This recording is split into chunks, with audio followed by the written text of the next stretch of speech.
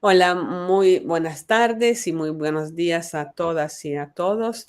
Estamos otra vez en la pantalla o al aire para introducir una entrevista de las que estamos haciendo en el marco del proyecto que compartimos entre la Universidad de La Plata con Teresa Basile y la Universidad de Turín, conmigo y con Diego Alexander Vélez Quirós, un proyecto que se dedica, que tiene como título mejor el testimonio del Cono Sur a la zona andina más allá. Ya hicimos varias entrevistas a investigadoras e investigadores que han estudiado profundamente el tema del testimonio en la zona andina, específicamente en el Perú. Y hoy vamos a conversar con Tamia Portugal. La conocíamos ya desde hace tiempo por su trabajo y ahora nos conocimos también personalmente encontrándonos en Lima durante este verano. Ha sido un encuentro muy grato y volvemos a agradecerle a Tamia la generosidad de contactar, comunicarse y con nosotras y seguir elaborando muchos de los proyectos en que hemos pensado allá. Hoy Tamia va a contarnos algo importante. El título de su presentación es Ser mujer en tiempos de incertidumbre y transformación, conflicto armado, testimonio y acción social en la historia reciente peruana. Eh, Me imagino que Tania desarrollará sus reflexiones a partir de su experiencia, vivencia y elaboración de todos, la realizada en el marco de este extraordinario proyecto que se llama La Oruga, Archivo Digital de la Memoria, sobre el que no voy a decir nada porque será Tamia que todo les contará. Si quisiera definir, presentarle brevemente a Tania, le diría que es antropóloga social por la Pontificia Universidad Católica del Perú. Ha realizado investigaciones sobre temas relacionados con violencia política y memoria del conflicto armado interno, educación, infancias e interculturalidad. Como ya les dije, es parte del equipo a cargo del Archivo Digital de Memoria, La Oruga, del Instituto de Estudios Peruanos. Es coautora, además, de los libros sobre memoria, Atravesar el silencio, Memoria sobre el conflicto armado interno y su tratamiento en la escuela. Entonces, ven el interés que Tamia tiene para el tema del conflicto vinculados con los temas de la educación. Tiene también otro libro, No hay mañana sin ayer, Batallas por la memoria y consolidación democráticas en América del Sur. Bueno, con este breve retrato, yo me pongo al margen de la escena, le dejo la palabra a Tamia, vuelvo a agradecerle a ella su presencia, a Tere y a Diego la felicidad de poder seguir haciendo estas cosas juntos. Por favor, Tamia. Hola Emilia, hola Teresa, hola Diego. Muchas gracias por la invitación. Entonces, les voy a contar, primero les voy a hacer una presentación y después podremos conversar porque, como les conté antes de grabar, siempre hay mucho que se queda en el aire porque, bueno, son 6 historias de vida de mujeres sobre las que voy a conversar y es imposible eh, hablar sobre todo lo que ellas nos cuentan en un tiempo breve, ¿no? Pero ahí vamos. Entonces, perdón. Bueno, yo soy parte del equipo de La Oruga. En este equipo también están Rosadera y Francesca Uccelli. Y La Oruga, muy brevemente les voy a contar, porque eso se puede ver en nuestra página. Es un archivo digital de memoria que propone la memoria como una manera de conversar y reflexionar sobre el presente, sobre nuestra historia reciente, sobre la violencia y el poder. Y nos centramos en memorias que no han sido escuchadas o que han sido silenciadas en justamente espacios de poder, ¿no?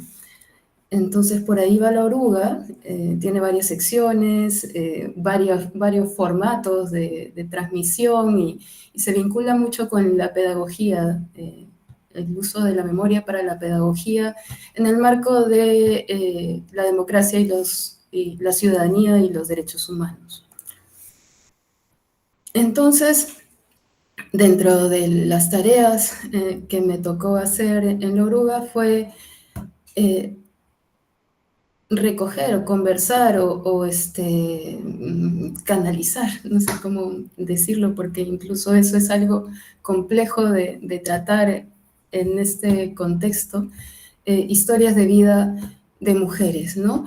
Y esta historia de vida de mujeres, por supuesto, se centra en que han vivido el conflicto armado interno, pero que ese conflicto armado se superpone con una época de crisis profundas, difíciles, y de cambios bastante complejos, ¿no?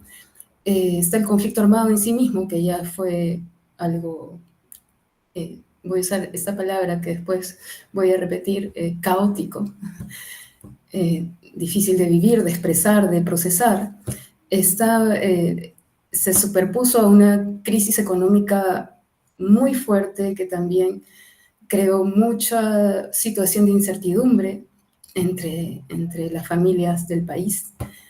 Y procesos y culturales intensos en esa época, en los 80, porque también es un momento en que migraciones de la mitad del siglo XX hacia Lima, este país es muy centralista, fueron creando formas propias de integrarse a esta ciudad también, ¿no? Las migraciones mismas son procesos del campo a la ciudad también muy complejas, muy cargadas de una historia de desigualdades a lo largo de nuestra república, ¿no? Y además, el conflicto armado se superpone también con una transición hacia el neoliberalismo, digamos, como forma ideológica compartida, y que además se vincula a procesos regionales, mundiales también.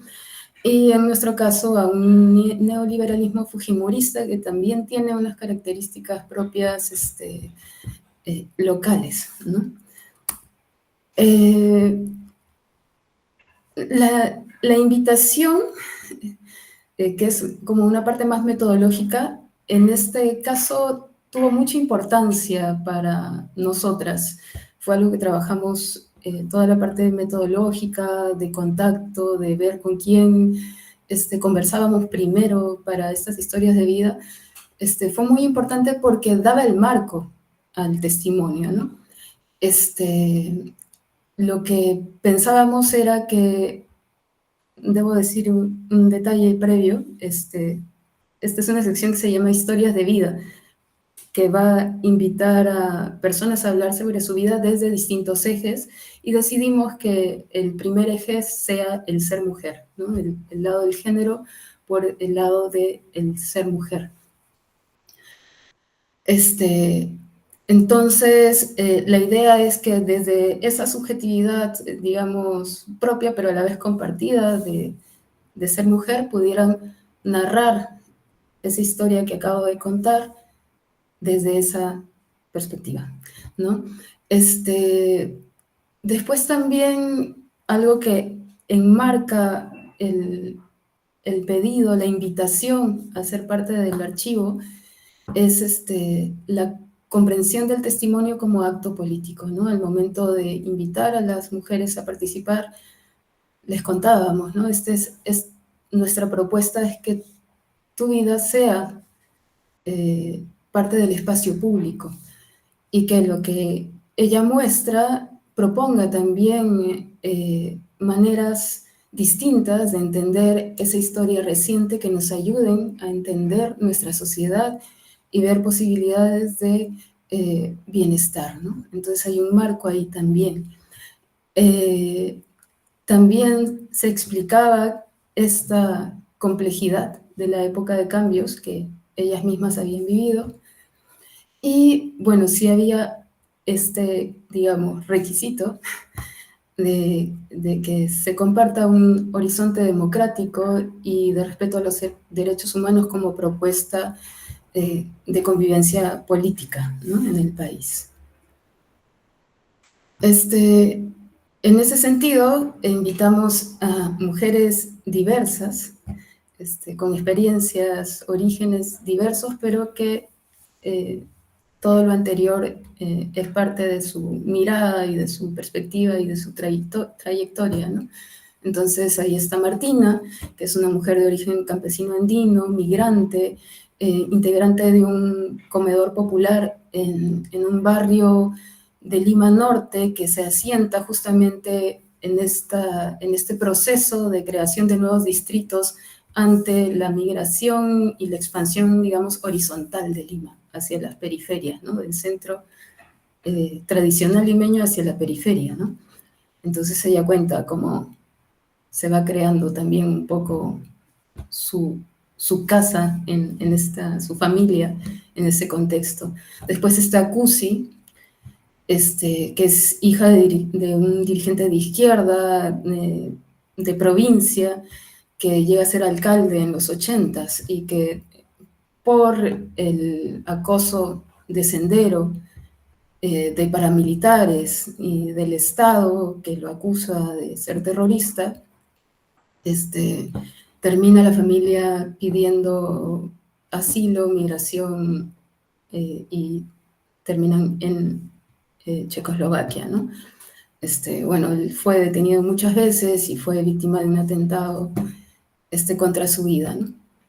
Después está Justa, que es una mujer ayacuchana, sobreviviente de la masacre de Ajomarca y de violencia sexual, por militares siendo una niña, y que su vida es una de las que he decidido contar con más detalle, así que después les cuento, pero en breve es ahora parte de la Asociación de Víctimas de su comunidad y de un grupo feminista que tiene una apuesta política contra el capitalismo que se llama Las Tambores. Alfarera es de Apurímac y es una mujer que tiene como 2 lenguas maternas porque ella es de una familia no indígena, pero por ser la engreída es criada por mujeres que cuidaban en su casa quechuas, ¿no? Y ella en general se prohibía que en estas familias no indígenas se hable el quechua, pero ella, por traviesa, juguetona, engreída, para mucho con estas mujeres y tiene entonces estos 2 bagajes culturales en ella, ¿no? Vive los años más difíciles del conflicto armado en Huamanga, o sea, se muda a Ayacucho y vive en la ciudad capital ayacuchana, Huamanga. Es comunicadora, es literata, es periodista. Noemí es una villana, que es como ella se llama porque es de Villa El Salvador, militante de izquierda, que combina la actividad política con el arte, desde la música también en esas épocas, y que ahora en el presente a ella también me voy a dedicar un poco más. Es activista por los derechos de las mujeres y gestora de proyectos ambientales. Y Ana Sofía, que también es de Villa El Salvador, que es fundadora de un colectivo, un grupo cultural de teatro comunitario que se llama, se llama Arena y Esteras, y que hace muchísimo activismo y actividades con mujeres, memoria, y que rescata muchísimo la cosmovisión andina. Como les comenté hace un momento, todas tienen un mensaje político que dar, ¿no? Y a lo largo de las conversaciones, lo que fue resaltando en cada una fue, por ejemplo, en Martina, el derecho a la dignidad, ¿no?, a una vida digna. En el caso de Cusi, el nada nos es ajeno, el cómo cualquier cosa que vive alguien en nuestra sociedad repercute en nuestras vidas también. En el caso de Justa hay una historia del desamparo en que la deja el conflicto armado hacia la acción social colectiva como parte básica de su vida en el presente. Alfarera, que reivindica la historia de desigualdades, sobre todo las mujeres andinas. Ella es poeta, así que escribe mucho sobre eso. Noemí, que rescata como su definición en el presente, que es algo que normalmente no se hace o que no es tan común, que soy militante de izquierda y por otro lado activista ambiental. Y Ana Sofía, que desde su propuesta cultural, lo que se propone es el derecho a la sonrisa, ¿no? Entonces, algo que tiene que ver también con lo metodológico y con la invitación y con lo que se propone desde este testimonio, de estos testimonios, de estas historias de vida, es la participación, ¿no? Siempre se dice, ¿no?, que la participación debe ser como igualitaria, que es un proyecto participativo, ¿no? Y todo eso, aunque se dice tantas veces, siempre supone un reto, supone retos constantes, ¿no? Porque ahí hay siempre una jerarquía que se enfrenta, ¿no? Uno viene desde una institución académica, desde que estás estudiando algo, que estás tú recogiendo algo, y eso es más bien lo que todo el tiempo en las conversaciones previas, que también fueron una parte metodológica muy calculada, muy pensada, quisimos conversar con ellas, que fue que su participación era ser parte del archivo, ¿no? Ellas iban a crear su espacio testimonial, o sea, ellas son, digamos, dueñas de ese espacio testimonial. Creo que ahora no va a dar mucho tiempo, pero después les puedo mostrar, ahí está como el vínculo para ponerlo, porque el espacio tiene no solamente su testimonio oral, o sea, la entrevista, que también supone muy poca intermediación, o sea, no es algo que nosotros hayamos tratado, aunque hay matices que después les puedo contar. Después toda la transcripción y también un espacio que se llama el álbum, donde ellas ponen imágenes, canciones, videos, documentos que dan contexto a su narrativa oral. Después ellas eligen cómo mostrarse y qué mostrar. Nosotras, como dice más abajo, sí, lo que hacemos es asumir una responsabilidad sobre el cuidado de lo que están mostrando y también como alertar de ciertos peligros, como por ejemplo, no sé, estamos en un contexto de represión política y de censura política fuerte, entonces que no se expongan a que haya algún tipo de represión desde el poder, digamos.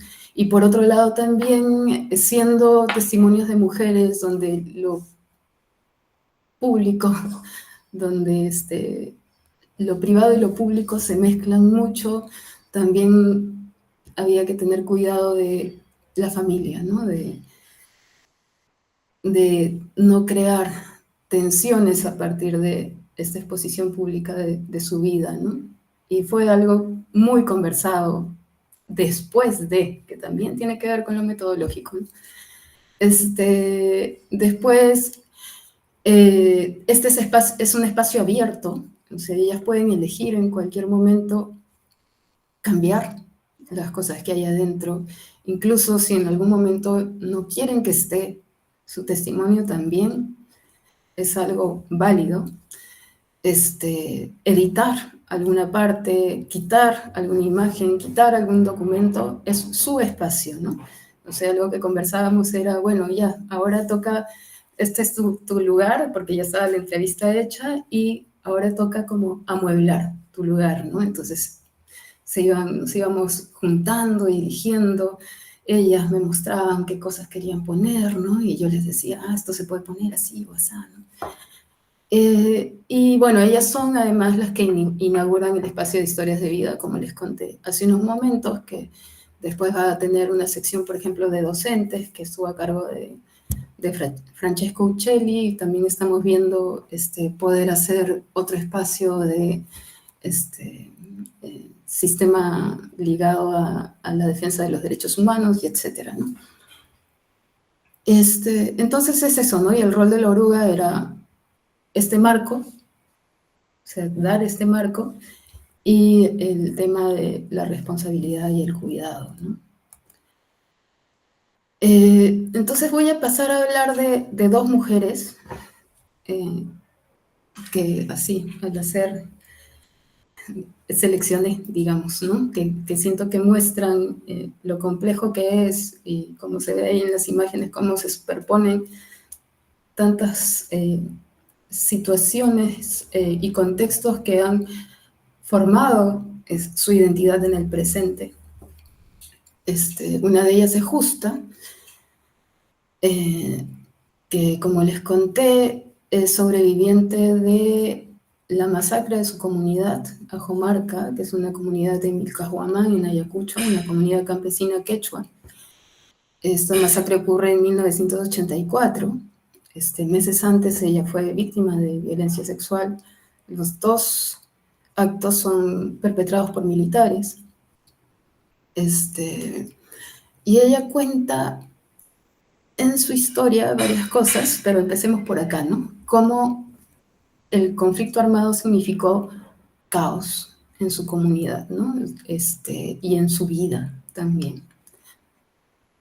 Entonces, esta historia además la cuenta en larga duración, ¿no?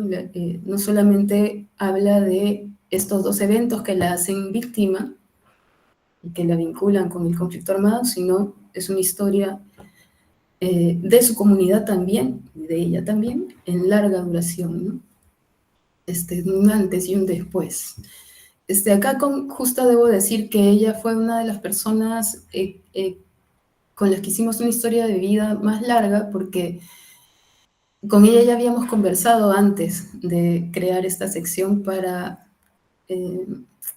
hacer otro tipo de material, pero que implicaba entrevistas muy largas. Entonces, con ella hubo algo interesante en la narrativa, que no lo he puesto acá, pero ahorita siento que es importante de contar, que es que ella, participando de mucho activismo y de procesos, digamos, de justicia transicional y de organizaciones de defensa de los derechos humanos, etcétera, tenía como un discurso muy cerrado, ¿no? No digamos cerrado, pero muy redondo, porque es algo que ya había, digamos, entrenado para ese tipo de escenarios. Entonces, contaba el eje de ser víctima, y ahí un poco se iba cerrando su historia, ¿no? Pero cuando ya en la práctica se iba creando un marco de comprensión más amplio, ella habló y habló muchísimo, ¿no? Con muchísimo detalle acerca de muchos puntos de su vida que nos muestran, pues, que va mucho más allá de hechos de victimización en sí, y que además la muestran a ella como muy activa políticamente, ¿no? Entonces, bueno, regreso, disculpen. ¿En qué deviene este momento, no? Ella cuenta que su infancia era tranquila, bonita, divertida. Nos cuenta mucho tiempo cómo era jugar con su prima, cómo era jugar con sus hermanos, cómo era irse a estudiar, ¿no? Cuenta que su padre además tenía chakras en distintas alturas, lo que permitía que tuvieran una alimentación muy variada y que no tuvieran pues, problemas de de seguridad alimentaria como hay en el Ande, en muchos lugares, ¿no? Era una familia estable, el padre además se dedicaba a la carpintería, entonces recibía dinero por ahí, además era músico, hasta ahora toca el arpa, el violín, la mandolina, entonces iba a las fiestas, era contratado también de eso, ganaba dinero por ese lado también, que más también migraba a Lima, entonces te muestra una vida, normalmente hay una imaginación de lo campesino como aislado, como, no sé, dedicado al campo, sufriente, bueno, siempre es difícil la vida, ya lo sabemos, pero en los Andes no es sencillo por desigualdades más antiguas, pero te muestra una familia muy dinámica, muy, dentro de todo, eh, estable, no en tanta crisis, ¿no? Entonces, llega la violencia y tienen que irse con lo opuesto, más o menos, ¿no? Porque matan a toda la comunidad, los militares. Entonces, sucede eso y se van, llegan a Lima, y ella cuenta constantemente cómo tiene esta sensación de futuro perdido, ¿no? Eso que pudo haber sido su vida se desvanece. Y más bien está en una situación de desarraigo, porque la pobreza en Lima hace que ellos, la familia se atomice. De hecho, los padres regresan con los hermanos más chiquitos a Jomarca a pesar de todo, eh, porque en Lima no había dinero, ¿no? Ella se queda en la casa de una señora que la acoge, pero entre comillas, porque termina trabajando servilmente para ella, no solo en la casa, limpiando, lavando, etcétera, sino trabajando también en la calle, vendiendo como ambulante. Entonces, con una situación de explotación, ¿no? Y ella sola, ¿no? Entonces es algo que es muy fuerte en su expresión de esos años, ¿no? La violencia sexual, por otro lado, también la hace muy vulnerable a violencia de pareja, ¿no? Y cuenta con detalle cómo fueron sus relaciones de pareja y la violencia física y psicológica. Emilia, Diego, ¿están por ahí? Un ratito puedo... Sí. No, lo que les quería contar es que a veces Emilia, Diego, Teresa, a veces me conmuevo un poco, pero espero que no sea problema, pero ahí tomo aire y sigo.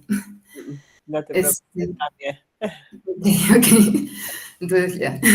Entonces les pone mucho a situaciones de violencia de género, física y psicológica, ¿no? Y ella cuenta cómo ella relaciona eso con la violencia sexual de la que fue víctima, ¿no? Y al mismo tiempo del desamparo en el que la dejó su comunidad. Y esto se superpone además con una sensación de estar sucia, de tener que limpiarse todo el tiempo, que ella en un momento de la narración además superpone con su ser étnicamente andina, ¿no? Y su piel, y que la gente la discriminaba por el color de su piel, ¿no? Entonces hay mucho simbólico que empieza que pesa en ella, ¿no? Hay un proceso de desarraigo cultural también, ¿no? Ella en algún momento dice, yo me olvidé del guainito, ¿no? Ya solo escuchaba rock, me iba a conciertos de rock, me iba a lugares a bailar, usaba esta forma de vestirme con los peinados y la ropa de la época ochentera, noventera, digamos. Y ya no, nada de polleras y todo eso, ¿no? En su historia de vida ella migra a trabajar fuera del país también, vive en Argentina, trabaja como asistente doméstica, como empleada doméstica. Y bueno, hay dos momentos de revelación. Ella no le pone ese nombre, yo lo digo así, pero los cuenta de esa manera. Uno es cuando está en Argentina justamente y le dicen, y escucha en las noticias, perdón, una noticia sobre los desaparecidos de la Cantuta, ¿no? Y en esta noticia la cuentan en el contexto del conflicto armado, ¿no? De las violaciones a los derechos humanos en esa época. Entonces ella en ese momento, estando fuera del país, dice, bueno, mi vida es parte de eso, ¿no?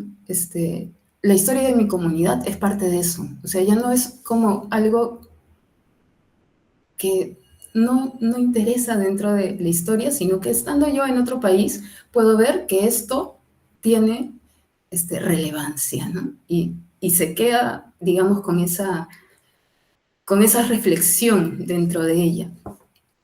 Y otro momento de revelación, digamos, es cuando ya varios años después ella va a inscribir al registro único de víctimas a uno de sus tíos que fue asesinado en la masacre y que estaba como desaparecido, y por encargo de su mamá además. Y ella va, se sienta y cuenta toda la historia del tío, la historia de Jomarca, y le preguntan a ella, ¿no? ¿Y tú has sido víctima? ¿Tienes algo que contar? ¿No? Una trabajadora del registro único, y ella decide en ese momento hablar de la violencia sexual de la que fue víctima, ¿no? Ella no había hablado de eso con nadie hasta ese instante, ¿no? Y es simbólicamente también interesante porque lo hace frente a una entidad estatal, ¿no? Bueno, esos son como los momentos de revelaciones, y pasa, bueno, por terapia, y a partir de eso también tiene un activismo muy fuerte, o sea, es parte muy activa de la Asociación de Víctimas de su comunidad. Participa en los juicios, se hacen eventos culturales también para mostrar, por ejemplo, en los carnavales que se celebran acá en Lima, la asociación representa los juicios, muestra la corrupción, muestra la falta de cuidado que se tiene hacia los familiares en estas representaciones. Ella empieza a conectarse más con sus orígenes culturales andinos, empieza a participar de los bailes, vuelve a usar polleras, ¿no? Se acuerda del guainito otra vez, que además su padre era músico, ¿no?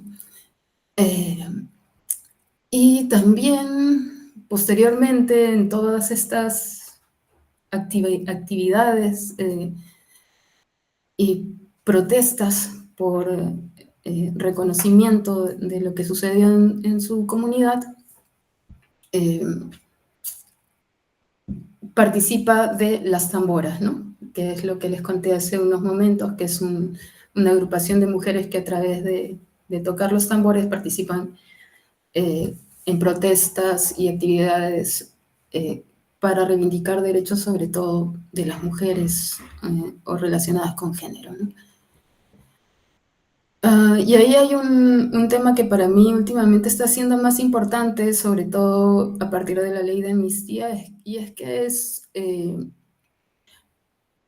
las personas que participan, las mujeres que participan en las protestas en contra de leyes como la que recientemente ha dado el Congreso acá y que ha sido respaldada por el Ejecutiva, que es la ley de amnistía para las personas que cometieron crímenes de derechos humanos en esas épocas, es que terminan siendo las guardianas de algo básico en nuestra sociedad, ¿no? Que es el respeto a los derechos humanos y la democracia. terminan siendo ellas.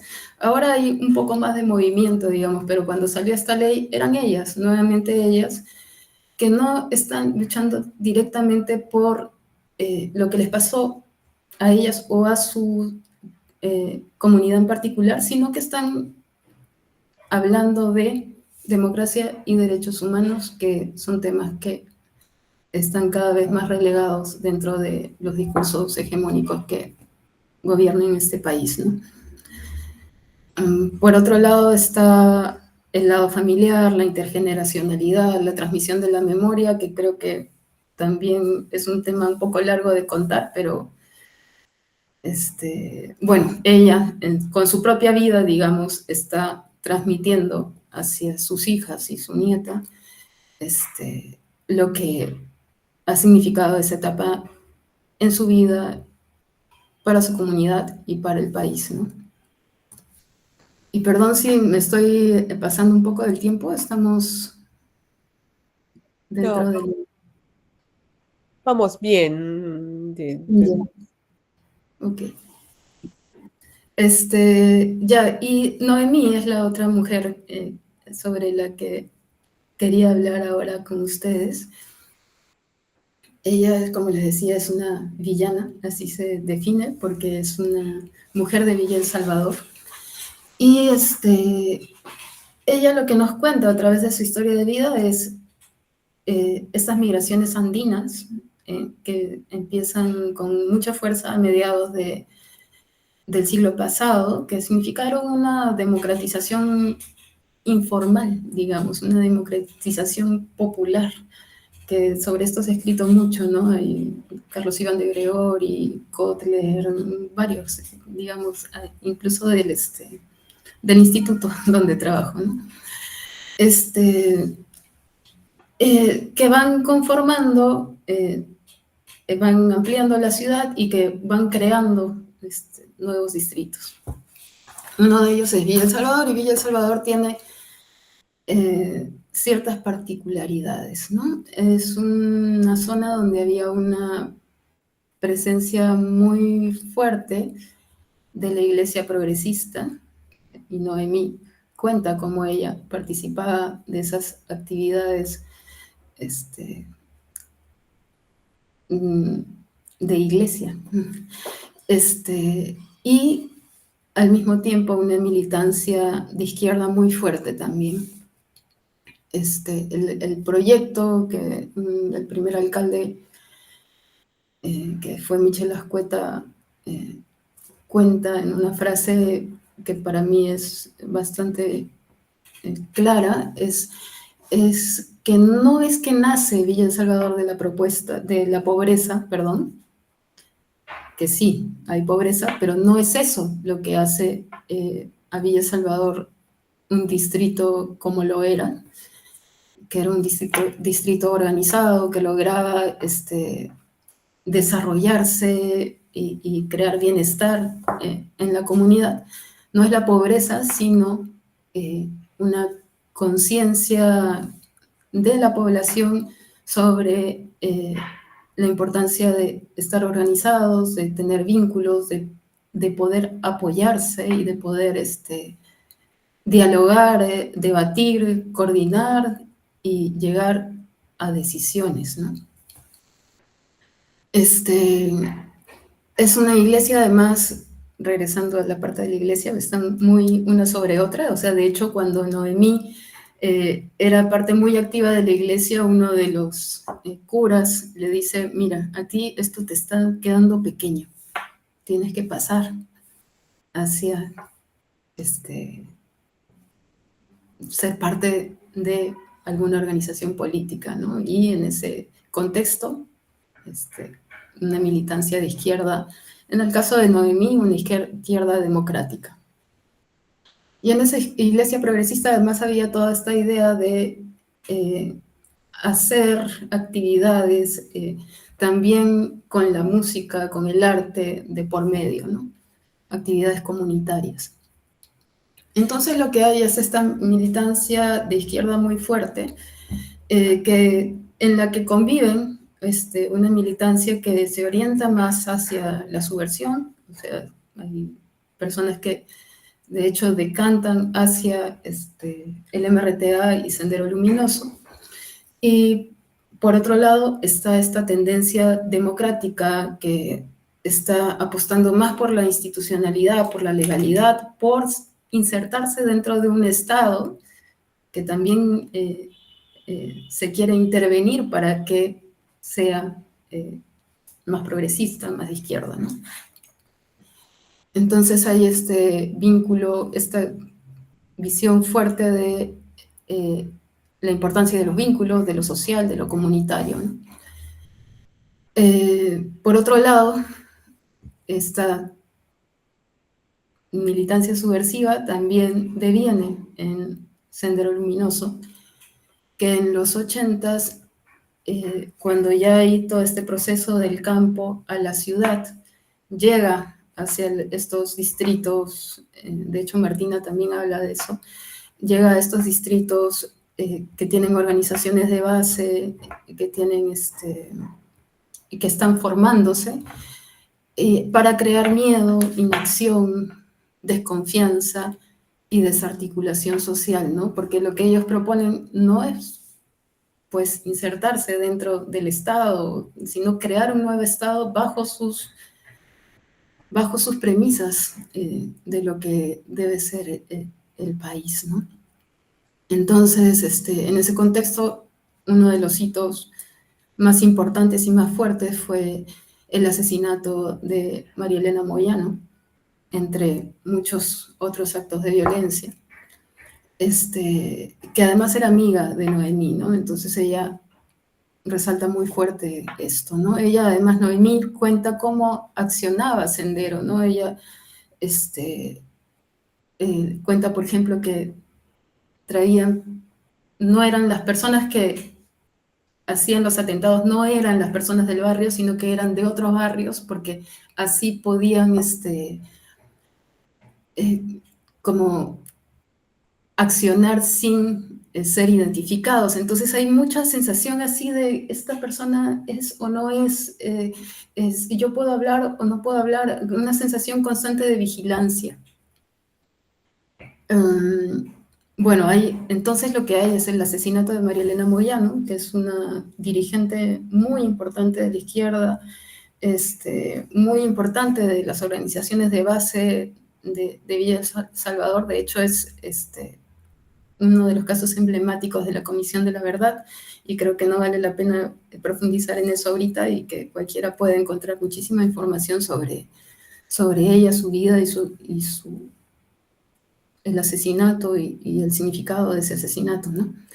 Y lo que ella cuenta es cómo hay este activismo, o sea, la organización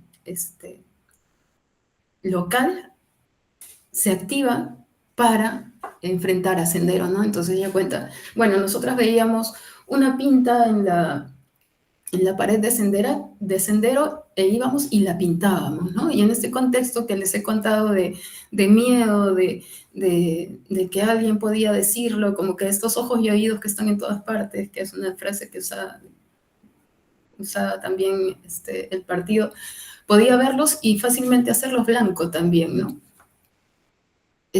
O volanteaban en los mercados, por la paz, ¿no? Entonces eso era un activismo muy, digamos, valiente dentro del contexto, ¿no? En paralelo también empieza a aparecer el fujimorismo, se instaura, digamos, e invade, o mejor dicho, instrumentaliza las organizaciones sociales de base, ¿no? Y también es un vehículo, digamos, de atomización social. Además que hay una represión muy fuerte. Cuando empieza el fujimorismo, de hecho, uno de los hermanos de Noemí, que era de la izquierda democrática, es detenido y pasa alrededor de un año en la cárcel, ¿no? Lo que significó para la familia, porque además, como les he contado, este conflicto se superpone con crisis económicas muy fuertes. Supone un momento de... Ella lo dijo algo así como un momento en que todo es mm, más triste, más difícil, esa efervescencia de la época anterior en la que ellos estaban políticamente activos, en la época de Fujimori se vuelve muy triste, ¿no? Con el hermano en la cárcel, además, que sale por la comisión de indultos que dirigió Hubert Lanciers. Lo que significa el neoliberalismo fujimorista es una exacerbación de la informalidad, un, digamos, un todos contra todos, que también implica estar por los márgenes de lo legal.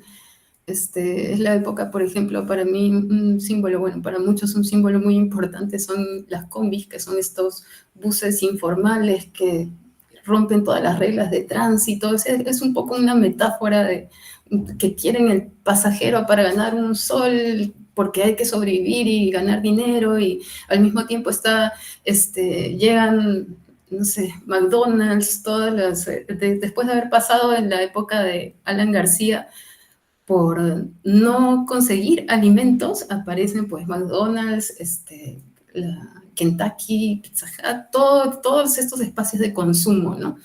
Y es una exacerbación del individualismo y del consumo para sentir que somos modernos y realizados, ¿no?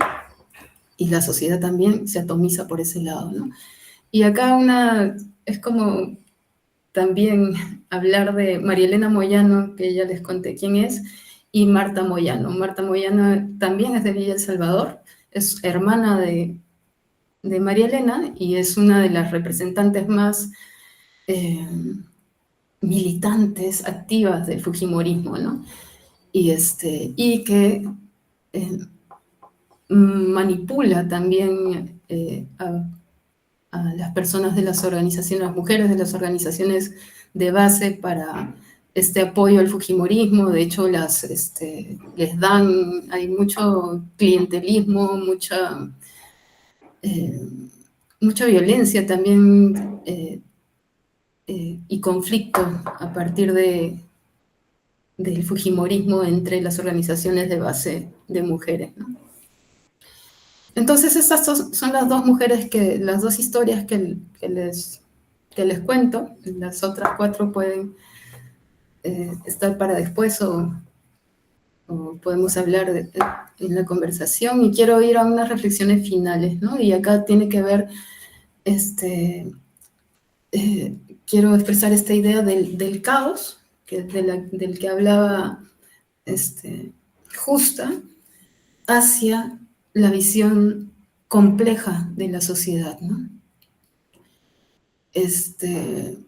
Y acá no sé si tal vez lo digo después, pero a lo que me refiero es a un contraste de discursos que vienen desde la memoria del conflicto armado. El caos que cuenta Justa termina siendo más comprensible, digamos, que la historia maniquea de la memoria salvadora fujimorista, y después podemos hablar un poquito más sobre eso. Entonces estas mujeres reflejan la construcción de sus identidades en una superposición, me he comido una R ahí, perdón, de procesos sociales muy complejos, ¿no?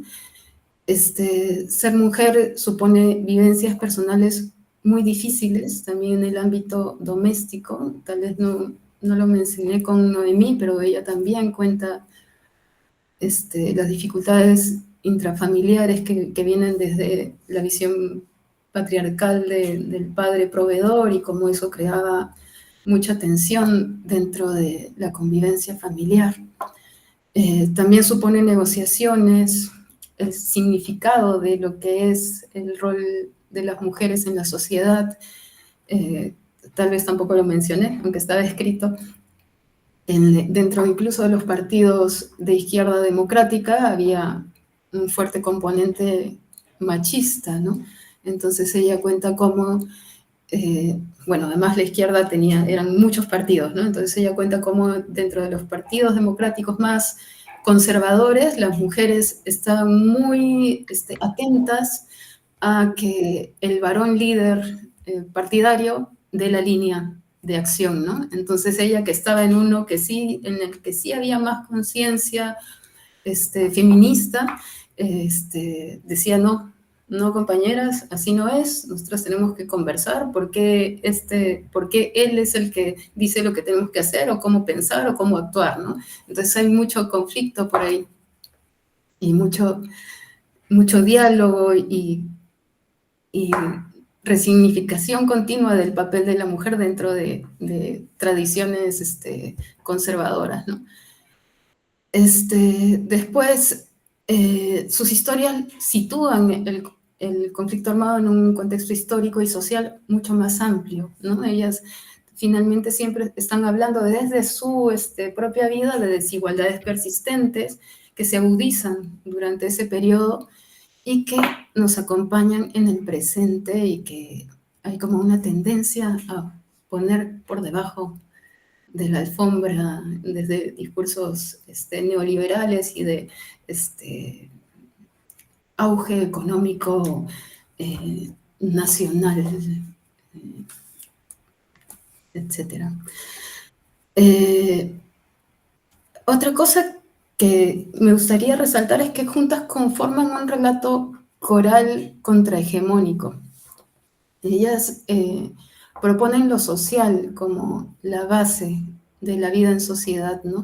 Y lo social, más bien, o sea, lo social vinculado, relacionado con el vínculo, ¿no? Como lo propone Wendy Brown, que nos hace retroceder hacia definiciones que son básicas, pero que han dejado de ser esenciales, ¿no? Que es aquello que está entre el Estado y la vida personal, ¿no? Lo humano es lo social, finalmente, ¿no? Y su perspectiva enfatiza, o sea, de todas en general, no he hablado de las otras cuatro, pero las otras cuatro mujeres también le ponen énfasis a la importancia del cuidado. De hecho, por ejemplo, Noemí decía: yo me diferenciaba de María Elena Moyano porque ella era madre. Entonces, nuestras vidas de militantes eran completamente diferentes, ¿no? Entonces, está el énfasis de la militancia, pero yo no era madre, entonces tenía otras posibilidades de actuación política, y ella otras posibilidades de actuación política, ¿no? Pero ahí mirando también la importancia del cuidado. Después, la solidaridad, ¿no? La sensibilidad, el derecho a vivir con dignidad, la reivindicación. Esto cruza de algún modo todas las historias, es la reivindicación de lo andino, en contraposición o sea, el paradigma, digamos, de la convivencia, de lo social andino, en contraposición a lo que propone el neoliberalismo y el capitalismo, con su nota nacional del fujimorismo, ¿no? Que se rige con impunidad, corrupción y uso privado de lo social, ¿no? Y la reivindicación de la acción política pública. En todas ellas está, de algún modo, eso también. No necesariamente con un partido o siendo parte de una asociación de activismo, pero sí de, por ejemplo, participar de un comedor popular, o de denunciar de alguna manera como periodistas, digamos, ¿no? En el caso de Alfarera. Ya, también es contrahegemónico, no solamente en el tema de la memoria salvadora, que me imagino ya se debe haber hablado varias veces de eso en el contexto de su proyecto, del proyecto de ustedes. O sea, no solamente están diciendo que lo que he dicho hace un rato, ¿no? O sea, la memoria salvadora propone esta visión dicotómica en la que Fujimori y los militares nos salvaron de los terroristas, y más bien estas mujeres nos cuentan una historia mucho más compleja, mucho más en la que se superponen distintas situaciones, distintas miradas del país, distintas vivencias personales y colectivas, distintos contextos en los que se desarrolló el conflicto de distintas maneras, ¿no?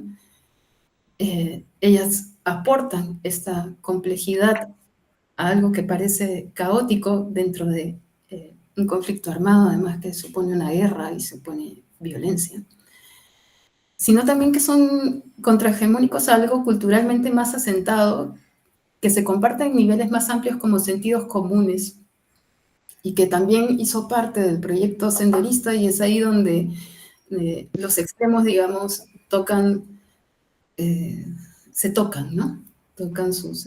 Se tocan los extremos, que es la visión del autoritarismo como forma de manejar el espacio social, ¿no? Tiene que haber una mano fuerte, ¿no? Sendero, Fujimori comparten esa visión autoritaria de control, de vigilancia, de represión. También esta visión del cambio radical únicamente por vías violentas, ¿no? O sea, lo que proponen estas mujeres, a veces directamente y a veces a través de su discurso, es que pueda haber cambios radicales por vías no violentas, ¿no? Que suponen y han supuesto tanto sufrimiento durante el conflicto, ¿no? Y que suponen además la instrumentalización de los individuos para fines políticos particulares, desde el poder, ¿no? Y ahí, no sé, podemos hablar un poco de, no sé, evocar necropolítica, Agamben en todo eso, que además subordinan, que crea jerarquías de lo humano, que están ligados con la cultura, que subordinan la vida de algunas personas que se pueden sentir dentro de estos proyectos autoritarios como no indispensables, ¿no? Y que en nuestro caso son étnicamente identificables y que se vuelva a repetir en el presente, por ejemplo, en las matanzas que hemos vivido entre el 2022 y el 2023, ¿no? Entonces, por ahí fue mi presentación. Bueno, después he puesto, ahí están las otras mujeres, pero creo que ahora... Bueno, Tamia, te súper agradecemos toda esta presentación. Sí, ya nos quedan unos pocos minutos, pero en principio quería señalar la riqueza enorme y cómo en tu presentación se ven estas historias, cómo vos las presentás y cómo la complejidad, ¿no? Cómo el conflicto interno, digamos, desató una complejidad, diferentes vías y diferentes problemas, diferentes contextos, una superposición de capas. Todo esto me parece que es, bueno, que se refleja en estas historias de vida, ¿no? Y también me pareció muy interesante, y esto también pensando un poco en el caso argentino, la configuración de este espacio de la oruga y esta invitación a que sean ellas dueñas del espacio y no apropiarse de esta voz, ¿no? ¿No es cierto? Que ellas puedan, y supongo que esto ha sido muy importante también porque en algún punto el Estado no siempre ha estado pendiente de dar voz a estas víctimas que también son militantes. Bueno, tal vez yo tenía una pregunta que la fui evaluando a medida de tu presentación, pero que vos algo dijiste hacia el final, como, bueno, son casos de mujeres, está muy fuerte la elección desde una perspectiva de género. Entonces te iba a preguntar si esto se combinaba o se vinculaba con algún tipo de militancia feminista. Perdón, Tami, antes de que contestes, Tere, se apagó como el video, la pantalla, ¿eh? No sé si en algún momento tocaste. Yo ya no te veo. Te escuchamos, pero no te vemos. Yo sí la veo, ¿eh? Sí, pero a ti yo no, pero así. Solo No, quería señalártelo. no Perdón. sé, no sé, Diego. Sí. Yo sí veo a Teresa. Si Tania pudiera, por favor, dejar de compartir la pantalla. Perdón. ¿Ya estamos? Ahí estamos. Era yo, lo siento. Ya, puedo ir respondiendo a esa pregunta. Ya, bueno, justa su activismo es dentro de las tamboras. Ella por lo menos no en nuestras conversaciones, hay otro tema acá importante que es que se establece ya un vínculo que va más allá del proyecto, ¿no? Entonces conversamos fuera también de lo que es su espacio de memoria en la oruga y tratamos, yo por lo menos, y ella también, de comunicarnos porque ella hace activismo justo en estas épocas con más intensidad, ¿no? Y ella es parte de este colectivo feminista, pero no habla directamente del feminismo en nuestras conversaciones, ¿no? No le he preguntado directamente sobre ese tema, o sea que tanto ella se identifica con el feminismo. Lo que sí es muy claro es que es en la práctica defensora de los derechos de las mujeres, ¿no? Y de hecho, ahí cuando puse la frase que resaltaba, digamos, su historia de vida, su propuesta política, porque una de las preguntas que les hacíamos era, ¿por qué aceptaste finalmente participar, ser parte de la oruga y contar tu vida en el espacio público? Y ella decía, por las mujeres, ¿no? O sea, porque he vivido tanto tiempo con eso dentro de mí y sintiéndome culpable, avergonzada, que quiero que otras mujeres conozcan mi historia, no simplificando el asunto y diciendo que ya conociendo mi historia van a ahora poder vivir tranquilas, sino que se puede construir sobre eso o no quedarse solamente en eso, ¿no? Ella, de hecho, conversar sobre el tema a lo largo de como 13 horas ahí de su historia, es la historia más larga, eran un ir y venir de yo me siento mejor y de pronto me han hecho mucho daño, ¿no? No es algo que se soluciona, pero es algo que sí se puede conversar y se puede trabajar. Y bueno, ella tiene mucho agradecimiento por la terapia que recibió del CAPS, que es un centro que se ha dedicado al tratamiento psicológico de víctimas del conflicto armado, ¿no? Ajá, mira, es interesante esto que comentas. Bueno, ya se nos está acabando el tiempo. Emilia, si querés comentar algo, darle un cierre.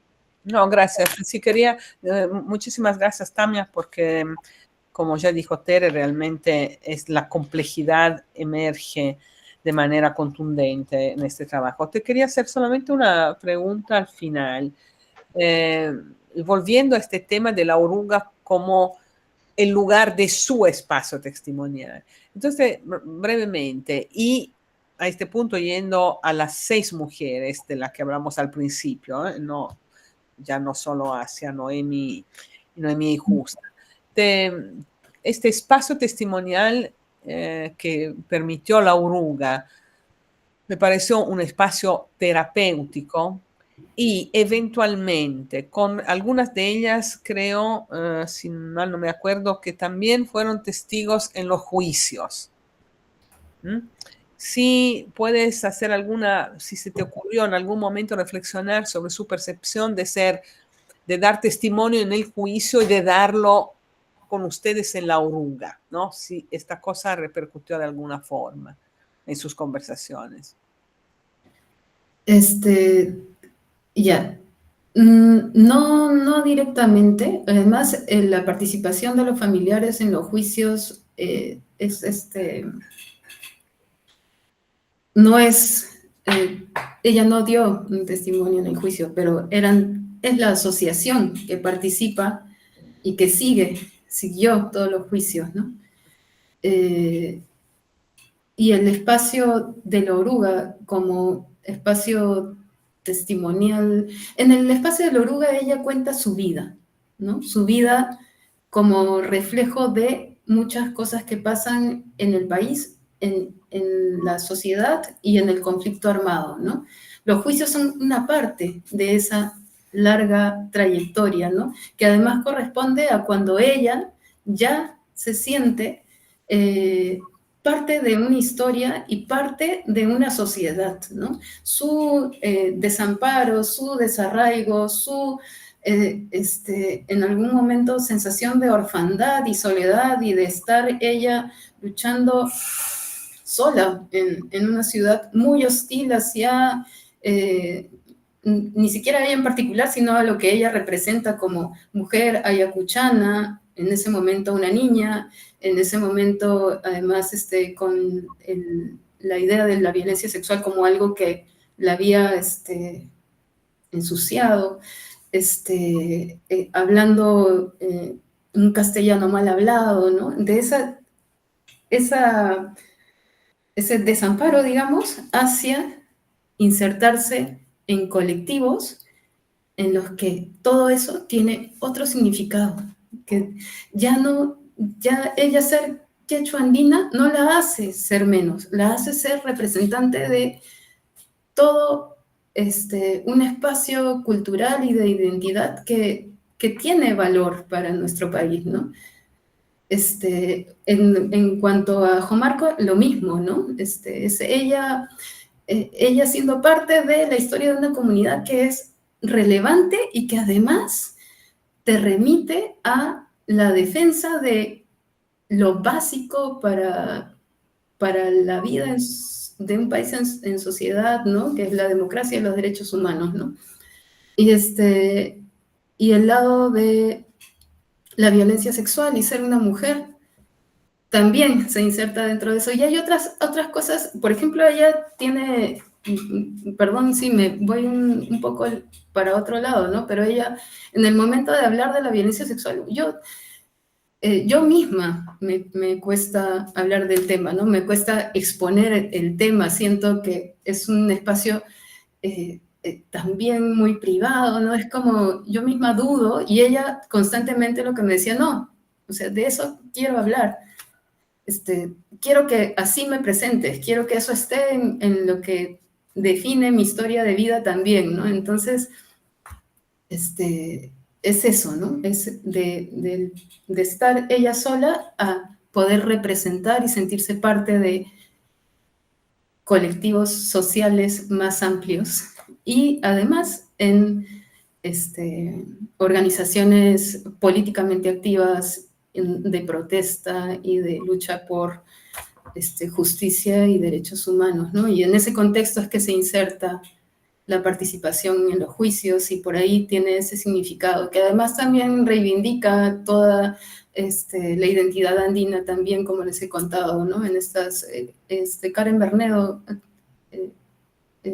tiene colgado un video de estos juicios en los que desde los carnavales y las formas festivas se denuncia lo que el modo negativo en el que se ejerce justicia en este país, ¿no? Sobre todo para las víctimas del conflicto armado, ¿no?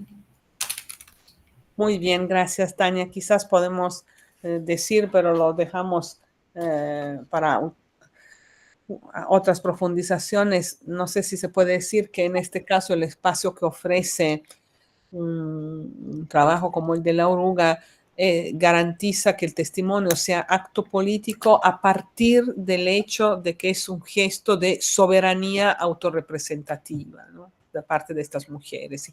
Y desde allí y allí se enraiza la fuerza, ¿no?, de este relato testimonial, tanto en términos de comunicación hacia los otros, pero como acto de autoafirmación, ¿no?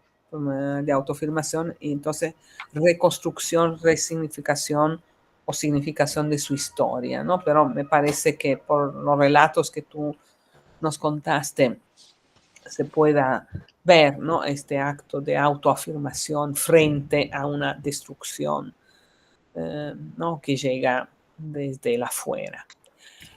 Muchísimas gracias, Tamia, Tere. Entonces podemos despedirnos de Tamia provisionalmente. Volveremos a conversar y volveremos a construir juntas. Bueno, hasta luego y nos volveremos a ver allá en Lima.